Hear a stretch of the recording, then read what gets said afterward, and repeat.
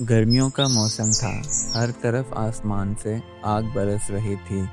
एक जंगल के किनारे बहुत बड़ा दरख्त था, जिसके नीचे एक लकड़हारे ने अपनी दुकान बना रखी थी और उसी दरख्त पर एक बंदर भी रहता था।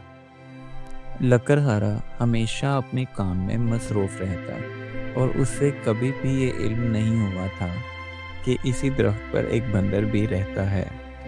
वो जब भी अपना काम कर रहा होता तो बंदर उसे बहुत शौक से देखता, क्योंकि उसको लकड़हारे का काम बहुत पसंद था। बंदर अक्सर सोचता कि लकड़हारा कहीं चला जाए तो वो उसकी जगह बैठकर ये काम करे।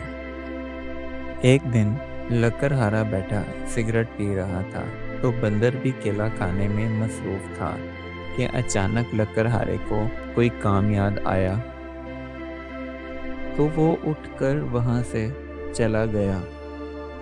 बंदर जो कि काफी देर से इस मौके की तलाश में था, तो आज जब उसे ये मौका मिला तो वो जल्दी से दरख्त से नीचे उतरने लगा।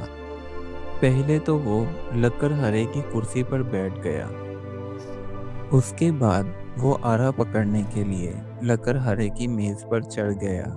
जैसे ही उसने आरा पकड़ा तो वो उसको संभाल ना सका और खुद ही उससे जख्मी हो गया और चीखने लगा।